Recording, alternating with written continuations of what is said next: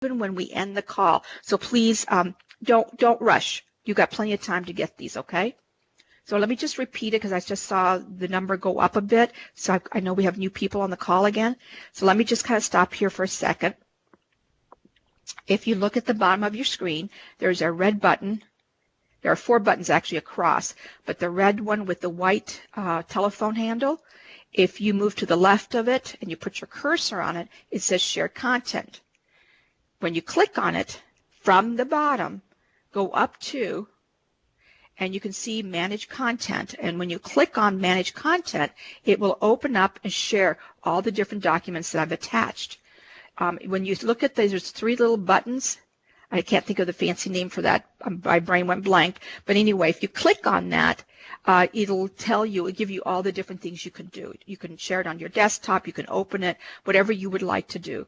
But again, like I mentioned, these PowerPoint or all this information will be there.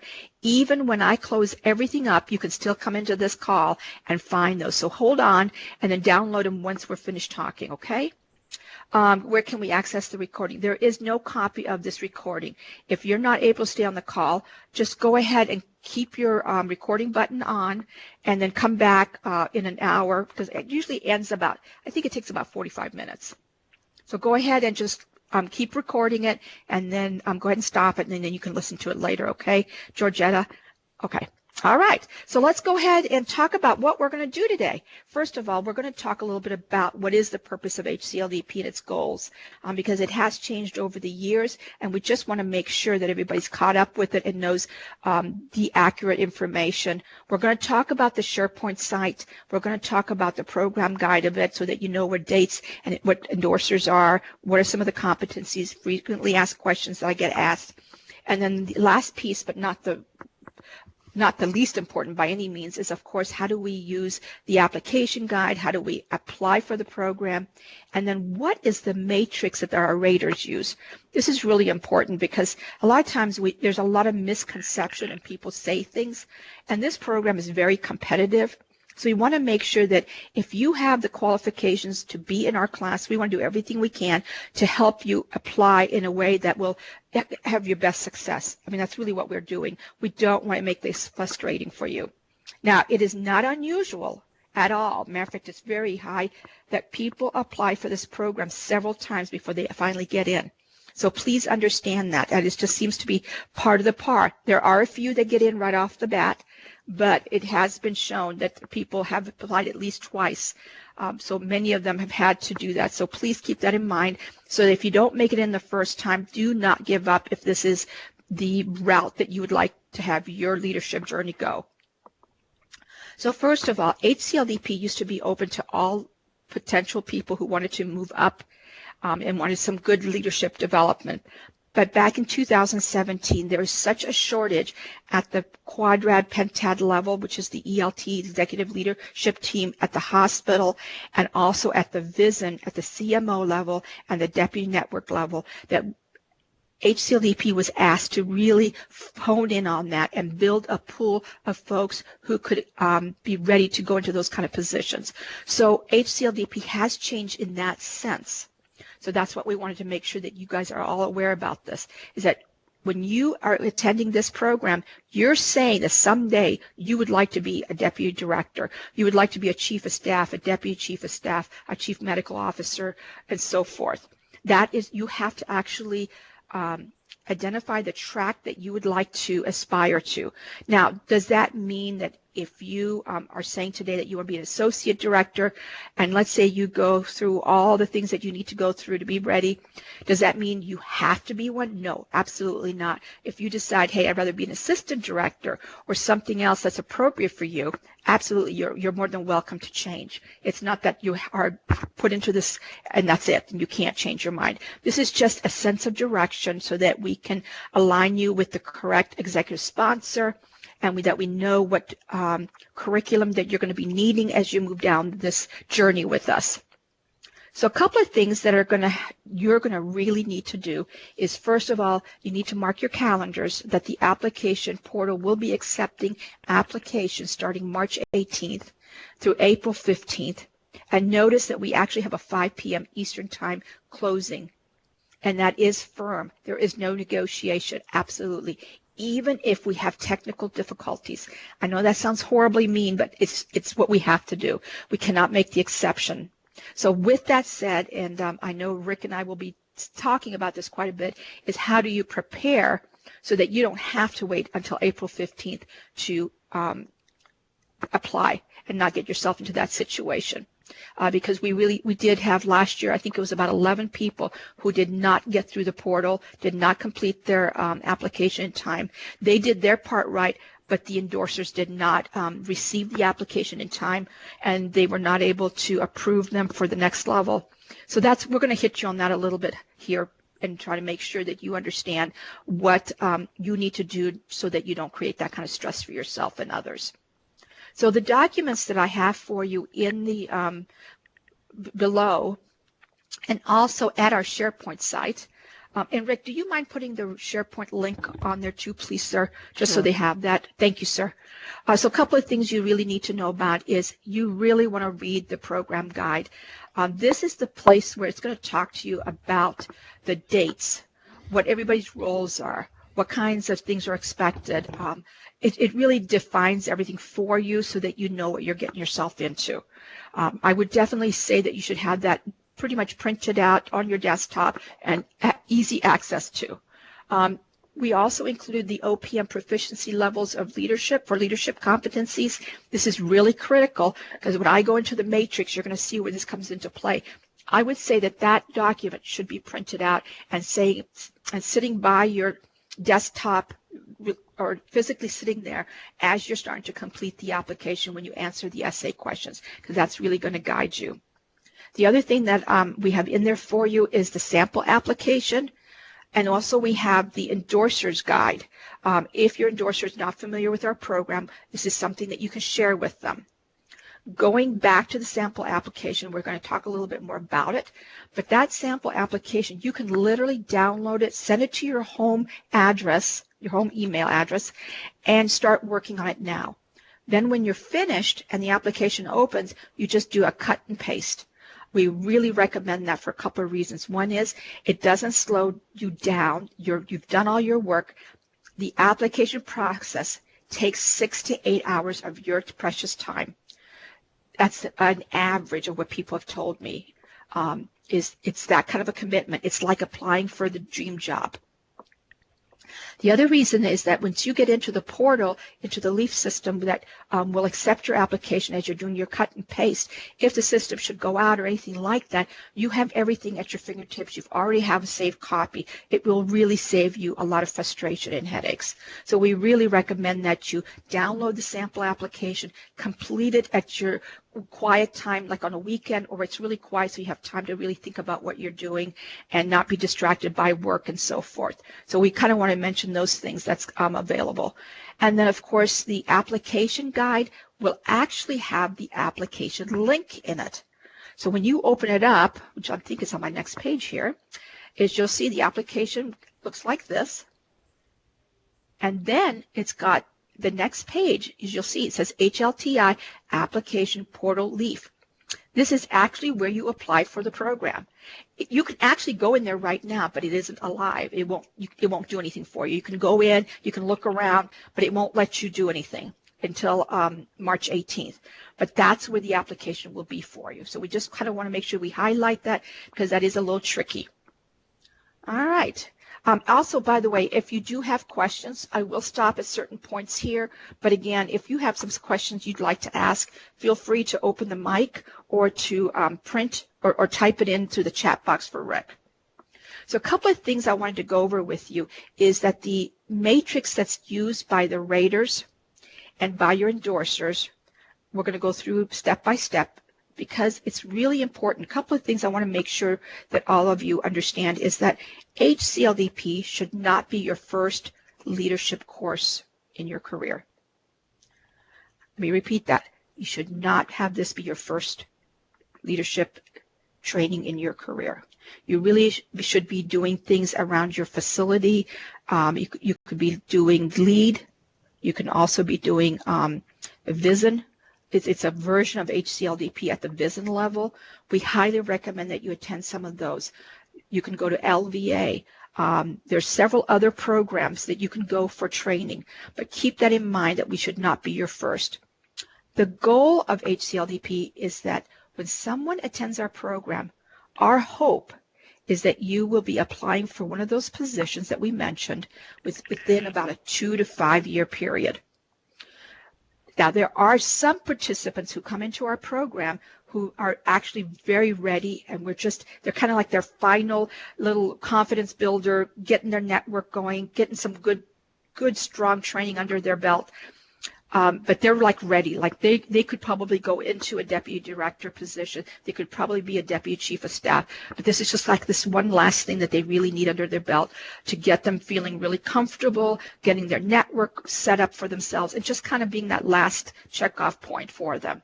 So we do have those two types of people that are in the program. And this is where the level 1 and level 2 endorser can make a big difference. They also have some points that they're going to be assigning to you. As a level 1 endorser, this is going to be somebody on your quadrad pentad level individual who has agreed to mentor you 6 months after you completed the program. So they mentor you during the program, and at the end, when we graduate from HCLDP, they have agreed to mentor you 6 more months. The individual has several responsibilities. One is they need to let us know, is this person really ready for this next level? And they have 3 choices. They can, of course, give you 0, and then they're to provide you feedback on why you are not ready for this.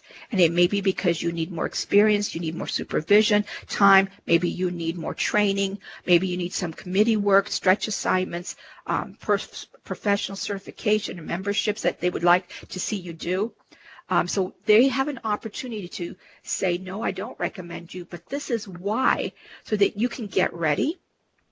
Or they can recommend, which is worth 3 points, or they can highly recommend, which is 5.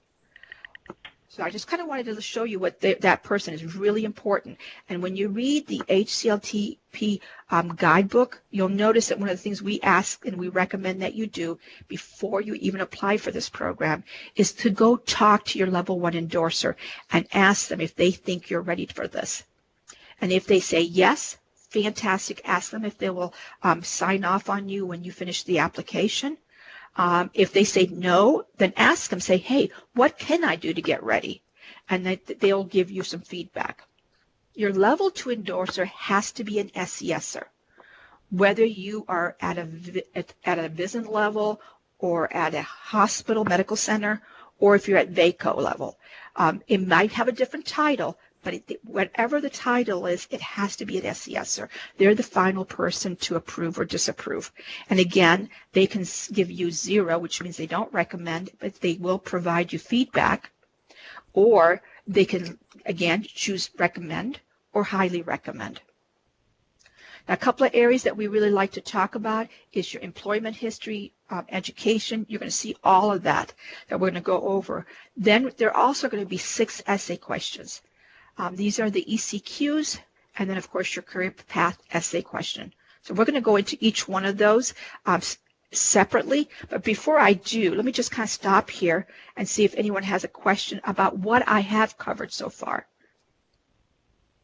And you're welcome to open your mic, or you're welcome to jot a question in there. Let me kind of wait here a couple of seconds and see if anyone has a question. All right. So, Question about the level 1 endorser. Can it be an associate chief nurse? Does it have to be the ADPCS? Or that's for nursing, but just wondering what the level 1 and level 2 is clear that it has to be the facilitator. Just seeking some clarification on that, please. Sure. No, absolutely. No, your level 1 endorser does have to be in the position that you're aspiring to. So in your situation, it sounds like you're a nurse. The ADPCS would be appropriate, or your deputy ADPCS. Either one of those two can be your level 1 endorser. Thank you. So, you're welcome. So for an example, a physician who's aspiring to be a chief of staff, you would probably want to pick your deputy chief of staff because they're the least busiest, or your chief of staff. If you are an administrative type person, then you are most likely going to pick an assistant director, associate director, deputy director, or even though we don't have it here, technically some folks have actually used their facility director. But those are far and few between. It's just not going to be in your drop-down menu. So just know that ahead of time, okay? All right. No, that was a good question. I'd always rather people ask because we're trying to avoid as much confusion. That's why these calls have been put out there to help you. So the first thing we're going to talk about is your employment history. Question, sorry. Yes, sir. No, go ahead. What if you're aspiring to be an AD, but what if our AD is acting that's retired, so we don't have a permanent AD yet? And that's definitely been an issue throughout the system, and I see that question over here. So that's always a tricky one. So let me tell you how we do it.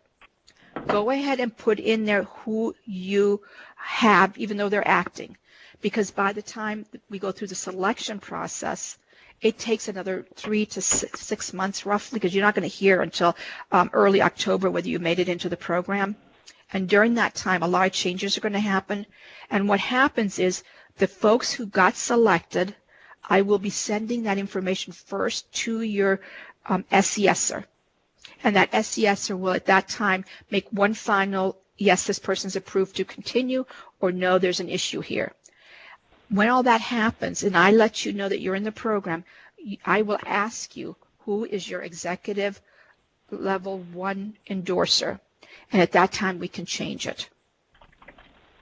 Okay, now Ryan, you said do advanced leadership courses and or broadening experience from, say, the DoD support previous leadership. Yes, if you are been in the military or anywhere, in any capacity, yes, those things definitely will help you on your application. So, and Rick, thank you for answering him. So yes. All right, so let's take a look at your employment history. One of the things we're really looking for is to see if you have supervisory responsibilities, whether you have it within VA or if you had it on the outside. You'll have an opportunity to put that in there. This is the scoring sheet that the rater sees. The application looks a little differently, but this is what we're looking for. So let's say, for an example, currently you are a supervisor. Well, that puts you'll get 3 points. If you have had outside of your career field, so let's say you're, I'm going to use an HR officer. It's kind of hard to use a good example, even though I seem to know so many, but on the spur of the moment, I don't have one in the top of my head. But let's say you're an HR officer, but you volunteer to move over to another area and somebody has their mic open. Oh, great music, though. Can you please? Hello? Okay, Thank you for your service to our country. Rick, now I know you're probably trying to find it. Serve you. Yeah, the VA Sierra Nevada healthcare system provides world-class care and service. Okay, America's I'm trying to not talk if over you know them. a National Guard or Reserve member who recently Thank you, Rick. I know you had to scroll down through 90-some people to get to that. But anyway, so the point is that if you have had supervisory training at a level that in a different department, maybe let's say you did a detail and so forth, that will give you extra points. And I'll be talking about details here in just a little bit. But this is really important. The more opportunities you have taken advantage of to be a leader or to supervise others, that will give you a better point system. Now, one of the things that everybody always worries about is that what is a good score here? Believe it or not, if you score a 3 and above, that is actually a really good score. We don't get too many 5s, very few 5s. It's mostly 3s and 4s. If you have had very limited amount of supervisory, that does not disqualify you from our program. It's just going to be one area that you're not that strong in, and that's okay, because there are going to be a lot of other areas where you can up your application. But I really want to make sure that you understand this piece here. Being a supervisor, having been a supervisor, will definitely help you a lot. The next part is your education training. On the application period, there is not, it's going to be broken in 2 parts. You're going to have an education piece, and then you're going to have a training piece. And I saw a question here. I'm sorry. Sandra, you said how many years of supervisory experience are you looking for? There is no set number. I mean, obviously somebody who, if you've only had 6 months of supervisory, you're not going to get as many points probably as someone who's maybe been a supervisor for 2 years, let's say, for example.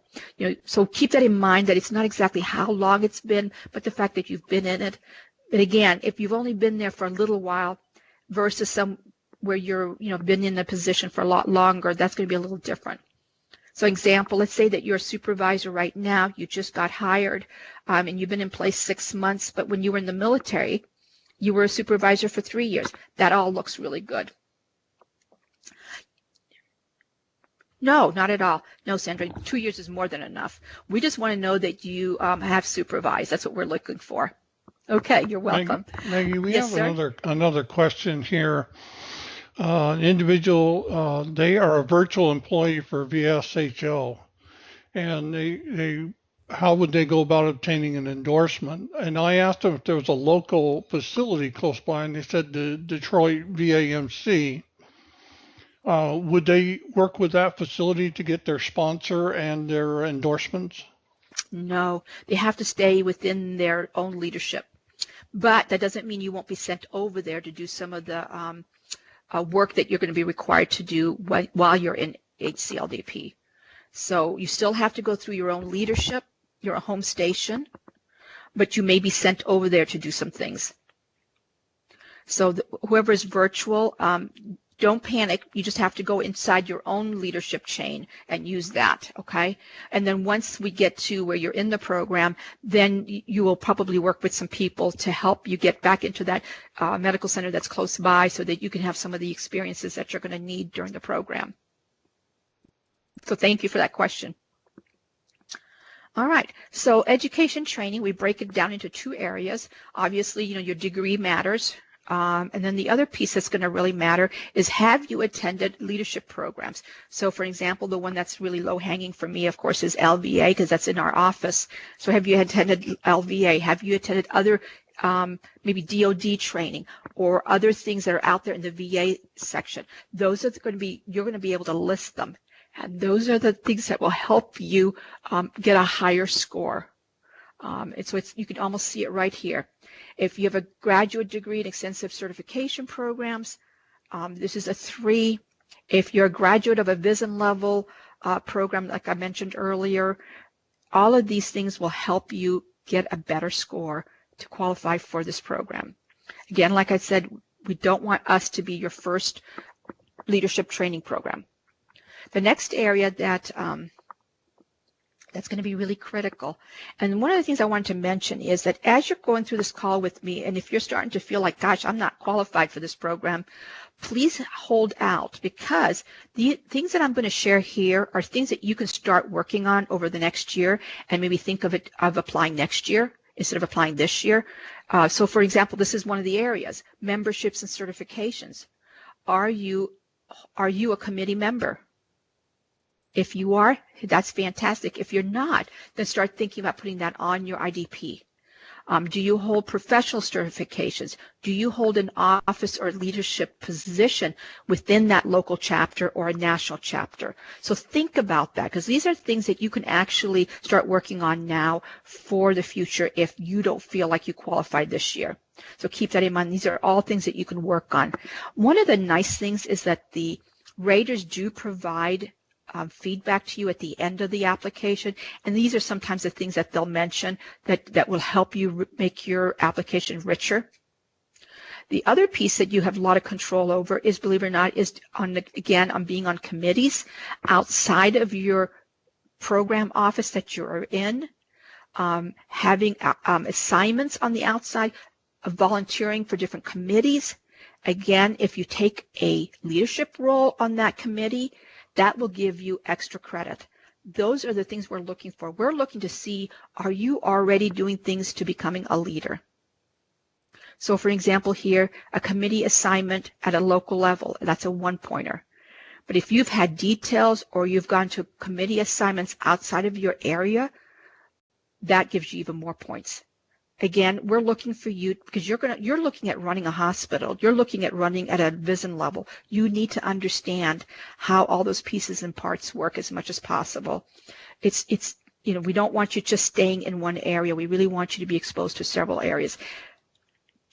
So, can you consider committees in your community? Absolutely. But it does need to be somehow healthcare related or something that will, just to give you an example, I am on a committee for the SPCA, and that would really not qualify here, okay? But if you're, let's say, with some of the community, things like you're a nurse and you're doing things out in the community in the nursing committee, absolutely. Just make sure it's related to your work. Do you want the highest degree obtained only? You'll have a spot on the application to fill in. I think it says here there might be five spots. So take a look at the application, okay, Carol? I would put in the most important things and the most recent things. The first essay question that you need to that you really need to put some energy into is, why do you want to be an executive healthcare leader? Our questions are weighted, so that means that some of the answers are going to have a little bit higher value versus some other areas. For an example, this essay one is one of them. We really want to know, why do you want to become a healthcare executive? And again, I want to make sure that you take the time, when I'm finished with this presentation, make sure that you download this PowerPoint and use this matrix to help you, because you can actually kind of score yourself as you move along in your application. And in here, it really is looking for you to see if you're really being not selfish, that are you really looking out for VHA? Are you really looking out for our veterans? And how do you demonstrate that? What is it that made you decide that this is really what you want to do? They don't pay enough to go through the headaches and be on 24/7 to someday be a Pentag Quadrad member. It is not an easy job to have. So it's really important that you do some time and self-reflect. And remember that when you're writing these essays, do it in a storytelling format. Remember that the person's reading, so it's really important that you tell them a story so that they understand what your motivation is, something that's real to them. Be careful not to get too philosophical, but really share something that really that was defining for you to say, I really want to do this. Because like we always say, it takes a lot of courage to be a leader. All right, so these next 5 essay questions that you're going to need to answer are going to need to be written in what we call the CAR format: challenge, context, action, and result. You can also Google this for some really good examples. So make sure that you definitely do this for yourself before you start working on these essay questions. Just take some time to make sure you understand how this works. Again, remember, tell a story. What was the challenge? Who are the individuals? What was it that you were trying to tackle? Who were all involved with you? What actions did you take? And what were the results? And if for some reason the results were not positive, but you learned one heck of a good lesson out of it and it made some other really good decisions, don't be afraid to share that. Sometimes that happens. So definitely take some time to think of the best examples to use for these ECQs that we're going to talk about next. So the first one we're going to talk about is leading people. You need to be able to demonstrate to the rater on how you manage conflict, leverage diversity, develop others, and do team building. Notice that I have page numbers here. That OPM competency booklet or handout that I have, and it's also on our SharePoint site, it actually talks about these. You need to use this language about this in that story that you're going to tell about how you lead people. Yes, it does, Kevin. Yes, it is. It actually comes from that world, so you're right. And there are other names for that CAR method, but that's the one we kind of adopted because it seems like that's something that's real common in VHA. So thank you, Kevin. So this is where, again, I wanted you to notice that if to get us 3, that means that you'd use half of the aspects of the competency, including numbered sub-competencies. These down here below leading people are the sub-competencies they're talking about. The competency is leading people. The sub-competencies are conflict management, team building, and so forth. If in your example, if you can at least identify 2 of those, then you're probably going to score around a 3 if it's well written and it's a good response with specific examples. So for an example, let's say that you had absenteeism as a problem in your work area, and you did certain A, B, and C to increase it so that people actually, weren't calling in sick so often and so forth. And let's say that you increased it by 22%. You had such a really good improvement. They want you to actually say 22%. That it went from 35% absenteeism, we got it down to 22. That's how specific you have to be. Don't go into the philosophy of how you think you would lead people. That's not what they're looking for. They're looking for exact things that you have done in your life, whether it's be in the military, at another job out in the civilian world, whatever it might be, use it. Even if it may be 5 or 6 years old, it's okay. The next one is building coalition. How do you develop networks and build alliances? How do you collaborate with stakeholders? And here are the 3 sub-competencies. Partnering. How do you partner? How do you handle when things are getting kind of politically scary? So how is your political savvy? How did you use it? How did you influence and negotiate when things were getting a little kind of crazy in your division where you're working? Again, if you use at least half of them, you get 3 points, or you get 3. And again, use the CAR method. Leading change. Again, the sub-competencies are creativity and innovation, external awareness, flexibility, resilience, strategic thinking, and vision. Again, what did you do? How did you use these competencies to create and make changes in your work area? So keep that in mind. That's why I said, please print this out and please have those OPM competencies in front of you so that as you're telling your story, you bring this in and show them how you were flexible, how you survived and was resilient. How did you think ahead? How did you plan out? And what was your vision? So it's a wonderful opportunity. And don't look for really hard things. Sometimes it's the simple things that have really made a difference at your work site. And it may not be like a huge thing like you would expect. Sometimes it's the simple things, but yet it made an improvement. So don't think that you have to have these wonderful, fantastic Academy Award stories to tell. It's talking about real, everyday, working in your division. How do you handle it? Results driven. How do you hold people accountable? How do you instill customer service? How do you model that behavior? How are you decisive? What's your entrepreneurship, problem solving, and technical credibility? All of these things can really build a wonderful story that you share with the rater. Because remember, the rater wants to know, do you have the potential to becoming a senior leader? That's what they're looking for. I don't have any exact examples, but if you look at that booklet that I shared with you, there are things in there. And also in the ECQ, I didn't attach it here, but it's at our SharePoint. There are examples in there, sir. Georgette, or ma'am, sorry about that. I just saw George in my glimpse of my eye. But Georgette, if you'll look at the SharePoint site for the ECQs, they have several examples. And again, the other one does too, but I don't personally have any. How far can we pull from our experiences? I would say within the last 10 years is probably a pretty healthy amount, unless you have something that really is a little bit further back, but it's a really relevant one. Absolutely use it. Oh, can you provide several experience examples? Yes, you can, but remember there is going to be a limit of how many characters you can use. So pick your strongest ones is what I would recommend. Put them down and then kind of do a process of elimination. Don't go overboard. You really want a good, strong case. Business acumen. Again, this one's a little tough because some of you may not have had much of this experience. So do the best that you can. But this is where, how do you handle financial management, human capital, and of course technology. And again, you may not have, like what she was asking, how many examples can you give? You can give however many you want to, but just make sure that you're telling a very thorough story, like the CAR method that we talked about earlier.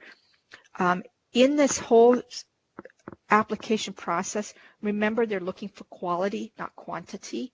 So again, when you're telling a story, make sure that you're really to the point, very clear, easy to read, and it makes good sense. One of the things that we really recommend highly is that you write your stuff out, sleep on it a couple of days, reread it, and then when you're really happy with what you have, find some trusted colleagues that you could share it with and have them use this rating method that we have right here and ask them to kind of use it and see if they have any suggestions for you. Like I mentioned, this is not an easy application, is not an easy thing to complete if you're doing a really good job with it. It's going to take several hours and probably other people to help you, just because we know sometimes we just don't see our own mistakes. And speaking of mistakes, we do, the raters do deduct points. They do deduct points for minor errors or noticeable number of errors, but if there's major ones, the grammar, the spelling, and so forth, then they can take off up to 2 points on your application. And that can make a huge difference because people, when we rank them, we actually go out to the hundredths place. So somebody can beat you up by 0.02. So it's really important to try not to have any deductions. All right, so the last thing that I wanted to share with you is, like I mentioned earlier, is that the raters, so let me kind of go back on that just a tiny bit here. Your application will be rated by 3 independent raters, and they will not be in your VISN. And if for some reason somebody does recognize your names because they have also traveled or you have traveled across the system, they are asked to return that application to us because all applications are to be rated by people who they don't know you. So the 3 people rate you independently, and then they do share to make sure that they're not too off. So if there's any disagreements, they can sit down, the 3 of them can sit down and discuss your application. If one person maybe gave you a lot of points for, let's say, under employment, but then there was one who didn't, then they do sit down and discuss it, why and how come, and because they're not allowed to be more than 10-point variances between themselves on the final score.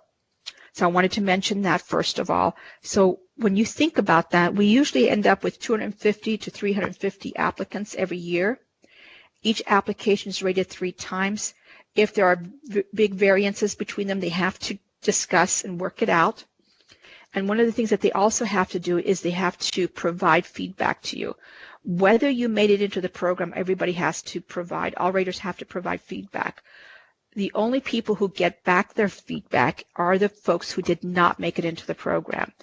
And we do provide, a couple of weeks after we announce who made it into the program, we do also provide a feedback session where we go on and basically almost do the same thing we're doing here.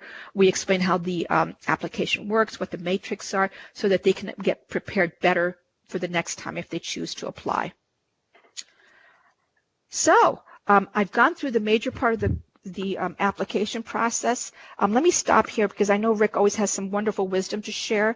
And Rick, do you have any things that I might have left off or anything else you want to reiterate? No, I just want to remind people that when the application period opens, which is March 18th, if you're thinking of applying for the program, coordinate with your sponsor and your level 1 endorser, who are usually the same person, and also the level 2 SES endorsement.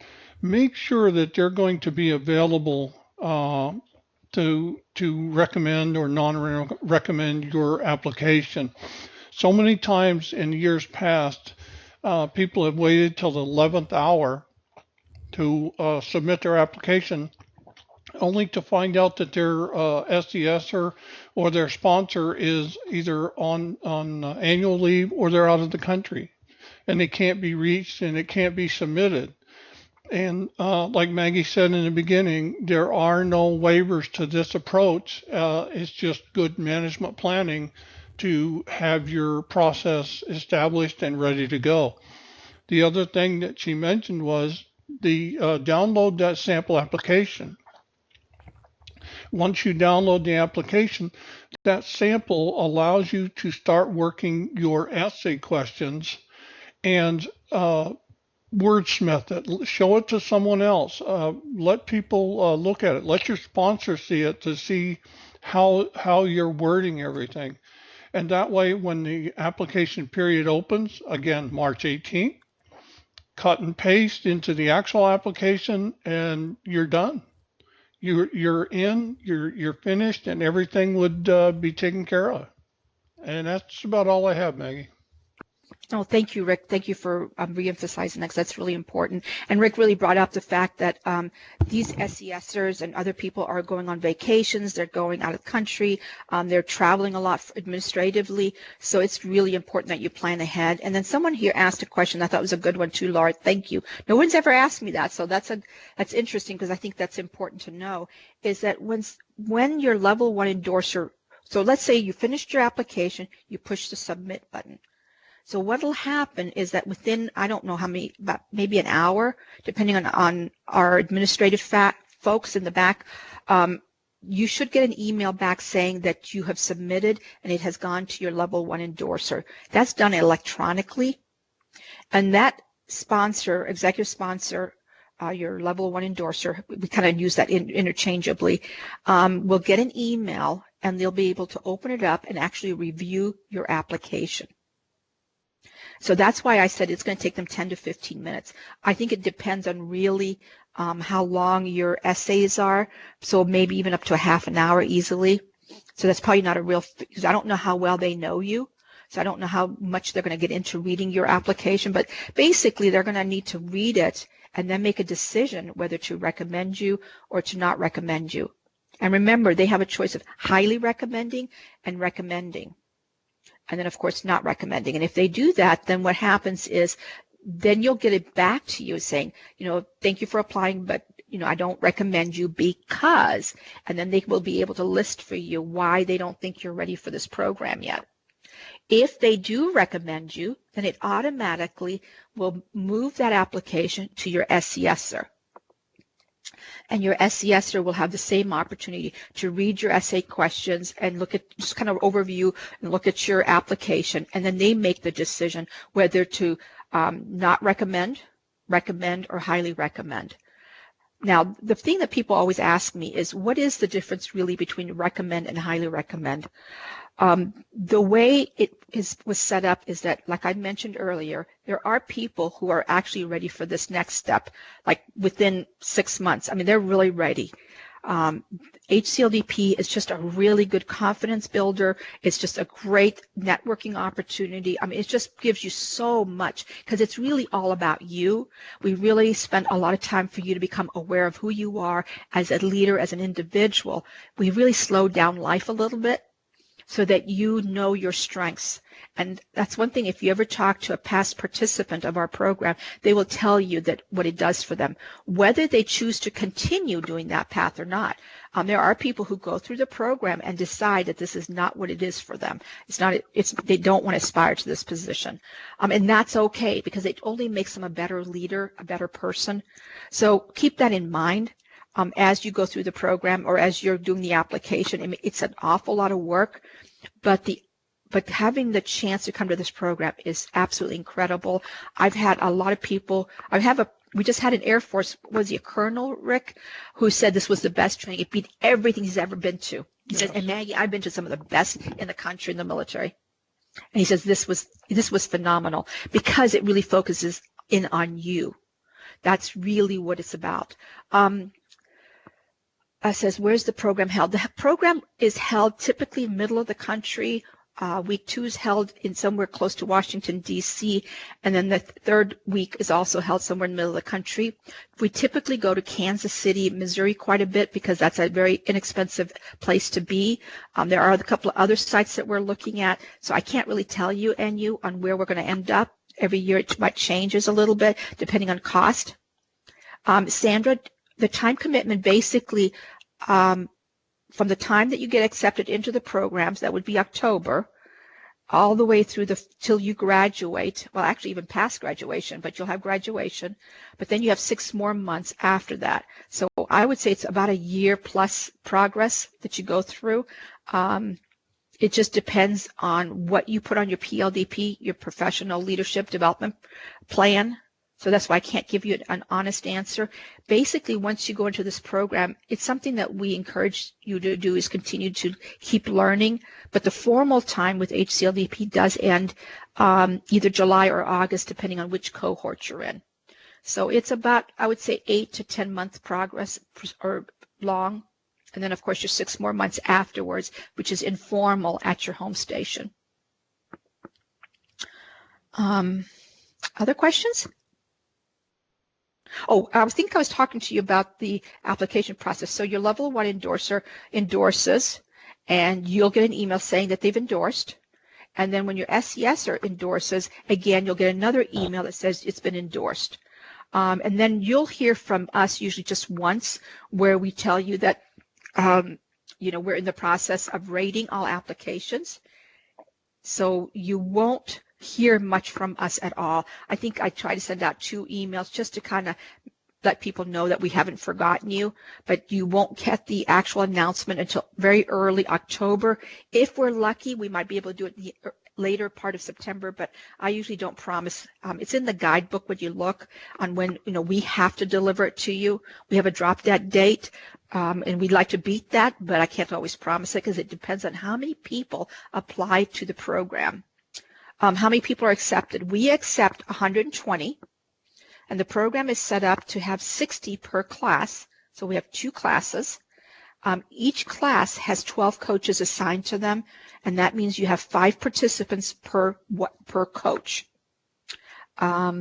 We also have an alternate list, and we usually try to put about 10 people on the alternate list because we do have people who either leave VA, get sick, or something comes up unexpected, family emergencies and so forth. So we do accept 120 and then put 10 people on the standby list just in case anyone cancels. Maggie, did you see the one before that? Donna asked, can your mentor be any member of the senior management team, and does your first level approver approve your mentor? Okay, I'm just trying to think of. Usually, Donna. Yeah. Go ahead. Oh, no, Donna, your level 1 endorser is really the person holding the seat that you're aspiring to. So for an example, if I don't, what do you do, Donna, right now? What is your career path? Are you a nurse? Are you an HR person? Social worker?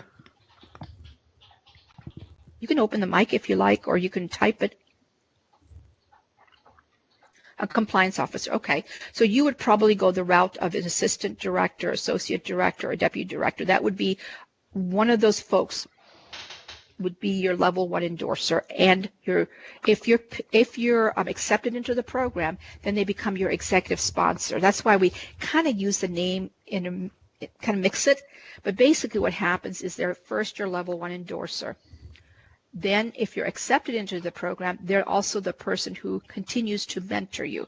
That's why it's so important that you go to that individual and ask them ahead of time to make sure that they do feel that you're ready for this next step. Does that help, Donna? And just remember, by the time you apply for this program and by the time you get accepted, a lot of things can change. Like you guys had mentioned, there are actings. There's quite a few actings out there, and we realize that. But we'll get that cleared up once you're in the program.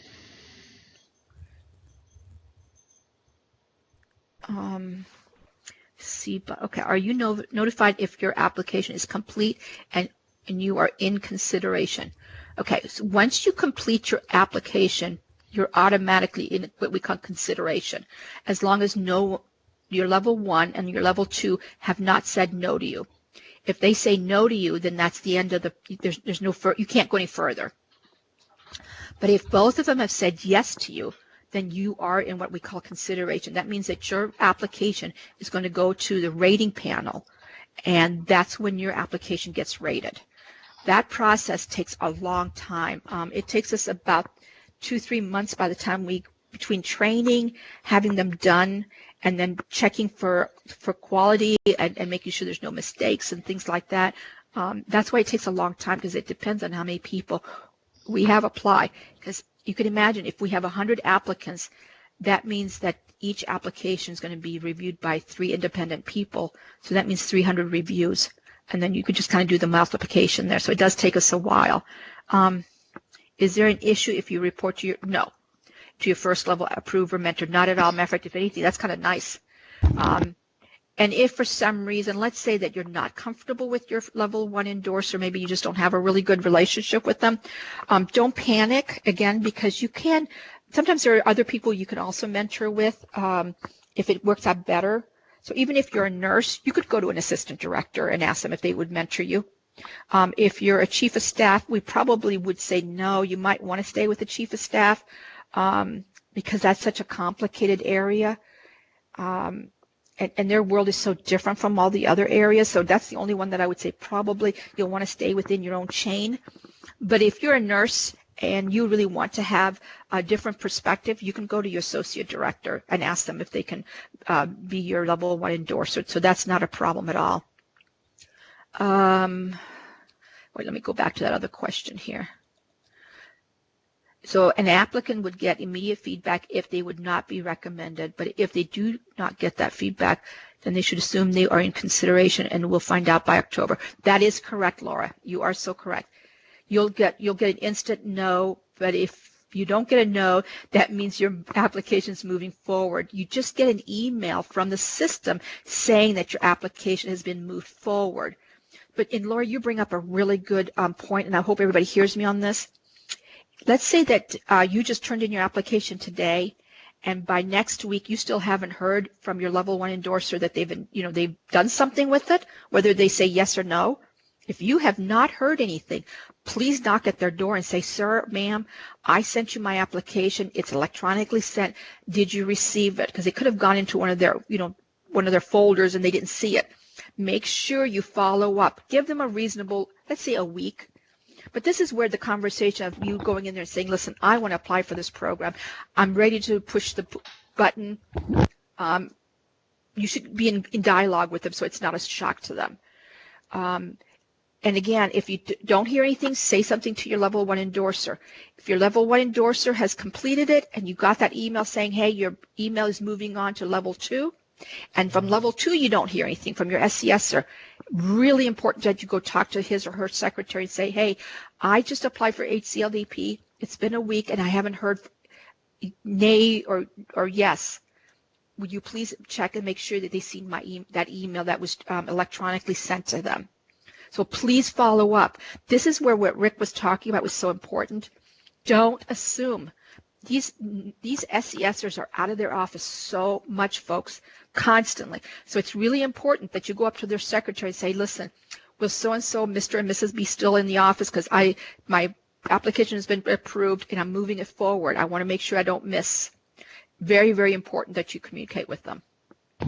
The other part of that, and the important part of it is, know that the SES endorsement cannot be delegated. So they must be the one to endorse that application. That is true. The only thing that can happen is you can have a level 2 endorser level 1.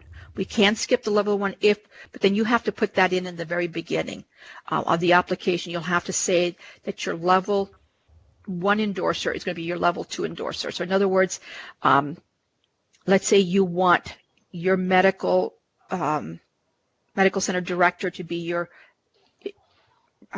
level 1 endorser. Let me make sure I can say this correctly. So let's say that you really want them to be your sponsor. Then when you're completing the application, in level 1 endorser, you need to put your medical center director's name there. Even though it won't allow it, you can still put the name in there. You just won't be able to say he's a medical center director.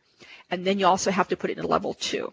So that's going to be really important because remember, the SCSer is the only person who can actually sign off on both areas. And it's talked about in the guide. Okay, does that help? We have another question too, Maggie. Oh, well, from Sandra. Okay, right? Yep. Okay. Nurse 3. Is this defined as a supervisor? Yes, it is. You're in management. If you're a program manager, but do not have direct reports. If you're a nurse 3 in a management role, the way it's been explained is that you have to be able to apply to the next level. In the position that you're in, you have to be able to apply to be a deputy ADPCS or an ADPCS. If that position that you're holding does not allow you to apply to those positions, then you would not qualify for this program. And if you're not sure, Sandra, send me an email telling me a little more detail, and then I can send it to some of our board members who are nurse execs, and they can actually maybe give you more guidance, okay?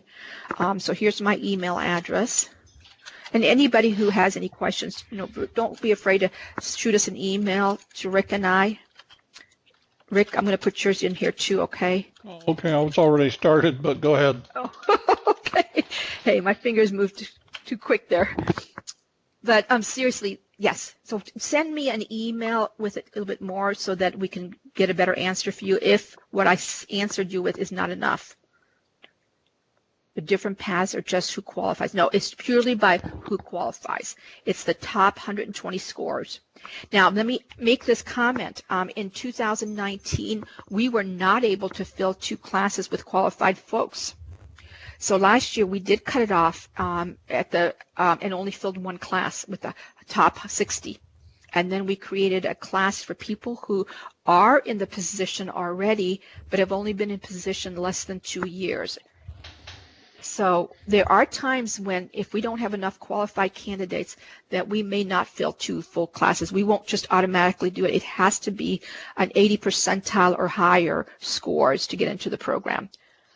And like I said, last year we did not have enough, so we actually only filled it up to 58. We actually cut off 2 of them because they didn't qualify.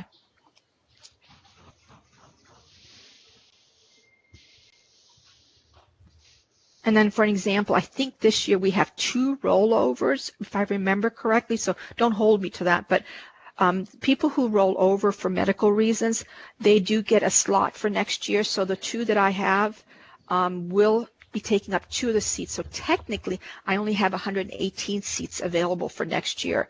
But again, like I said, people do cancel for various reasons. They can't attend. That does happen. I would be more worried about writing good essay questions, making sure you have the right background. And again, if you don't feel like you're a strong candidate this year, don't lose sleep over it. Go ahead and look at that PowerPoint and see what you need to do. Go talk to your future, or not your, well, I guess it would be your future executive sponsor, the person that you're wanting to have that position someday. And talk to them and say, hey, what do I need to make myself stronger here? Or I really would like to volunteer for more committee assignments, but I'd like to kind of do some things that are outside of my scope. Maybe you're a nurse and you want to go do something for another office. Those are the conversations you really need to have with your leadership, because their responsibility is to grow you. Because we really need you. People are retiring left and right. There are a lot of vacancies. We desperately need good, qualified people who really want to help make our VA better and better every year. So please, don't think that if you're not ready today doesn't mean you won't be ready next year. Just keep working on it. And basically, the format is almost always very similar to what we do every year, so it doesn't change a whole lot. So you're not wasting your time if you're working on your application this year and you don't make it. Look at the feedback that you receive and use that to help develop yourself. Oh, you're most welcome, Regina. And we're going to stay on the phone for a little bit here just to see if anybody has any questions. I know some people need some time to process. And also, like I mentioned, we do this early. If you notice that we're doing this a month before the actual program application opens because we want you to prepare for it. We really don't want you to wait to start on March 18th. We would really like to see all of you have your applications be looked at and reviewed and ready to rock and roll by the time March 18th rolls around. The question is how are the percentiles calculated? It is, some of the questions are weighted, and it is, we do go out 2 decimal points, like I said, to the hundredths place. It's not on the application or SharePoint. It's just an average. Remember the 10 areas on the application? Let me go back for a minute here, Laura. Oops, it's the wrong way. Let me go back to this area here. Right in the beginning. The matrix, it has 12 scores. So these are the first 6, your level 1 endorser, level 2, the employment history, education, blah, blah, blah, all those. And then, of course, the essay question for career path, and then the 5 ECQs. All of that is taken together. And again, it's weighted too. Some of the answers, we put a lot more weight on number 7. We weigh level 1 and level 2 because we really feel that the people in the field are going to know you better than anyone. And then the other one that's weighted is the committee stretch assignments and professional certifications, because we're really looking to see that people are trying to stretch themselves, that they are trying to grow and are really wanting to be leaders. Does that help you, Laura? Okay, good. And I always tell people, don't be so caught up on the scores. Just do your very best and be very, very clear. Tell a story. Make sure you don't become philosophical. That is the number one thing. I see these people who I can tell that they're smart. They've got their, PhDs and everything else in research and all kinds of stuff. But instead of answering the question, they go off on a philosophical approach to answering the ECQs. And that's not what these folks are looking for. They're looking for real live examples of what you have done to, lead people, to leverage all the different networks and build, with the stakeholders. How are you politically savvy? What have you gotten into kind of bad situations and had to, come out of it? How are you resilient? They want to know, how are you result driven? That's what they want to know. They don't want to know your philosophical thoughts. They really want to know, what did you do? That's why I think that's why so many people don't do well in the first round with applying to our program, is they don't understand that the raters are looking for specific examples. Okay, so Laura, you really can't go by that exactly because of the fact that is also, you got to remember, I can't just tell you, okay, everybody above 80 is going to get into the class. It's going to be the first 120. So I'm not sure how else to answer that for you. It just depends on how well everybody scores and how, I think each year we're getting better and better applications. So I think in some ways it's getting harder in that sense. But again, even when the scores were not good, we still would not allow somebody into the program. 80 percentile is our cutoff, whether we can make a full class or not. Yes, you do qualify if you're above 80 or 80 and above, but it's still the top 120. Yes, ma'am. Thank you. Thank you for saying that. I guess I didn't think of it that way. Thank you. Maggie, I also had a request for the session today. It said, can you add me to the emails about the application? We don't maintain or develop a distribution list as far as emails to send out about applications, but I did post the SharePoint site for HCLDP with our documents and the sample application, but I also posted just recently the HCLDP WordPress site, which has all of our announcements and is currently up to date, and it tells you how to apply, who's eligible, costs, and everything. So that's all in there. If you use those 2 links and bookmark it, and we have said several times, March 18th, that is the go date. So I would put that in my calendar and start working my application now. Absolutely. And then also we sent out an announcement in I think it's called the Educators EES Corner. And we also sent emails with memos to all of the Pentad, Quadrad, VACO officers to forward the announcement to people who they felt was ready for the next step. That's how we advertise.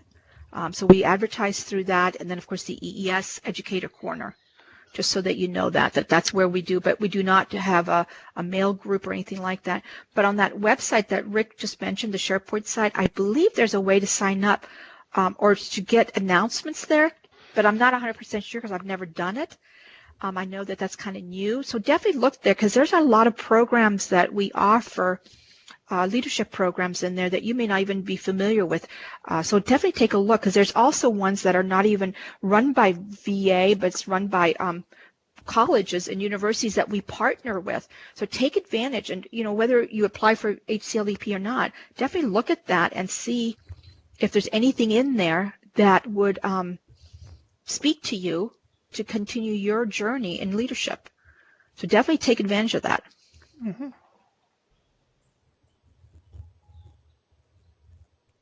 Other questions?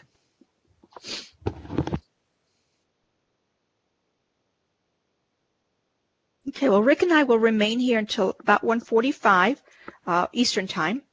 So we'll stay on for about another 7 minutes. If you do choose to ask some questions, we'll be here. Otherwise, have a wonderful afternoon, and thank you all of you for coming to this call. We really appreciate it, and best wishes to each and every one of you. Thank you.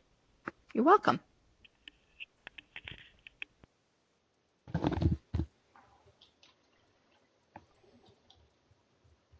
You're welcome, Laura.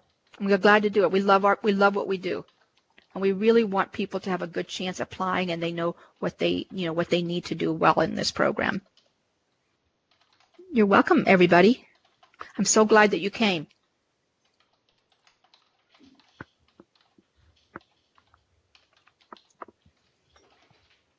Oh, the PowerPoint, remember, is in this presentation under Share Content, where you have 4 buttons at the bottom, and there's a red one that has a little phone that you can hang up. Go to the one on the left that looks like a screen. It has a little red button on it.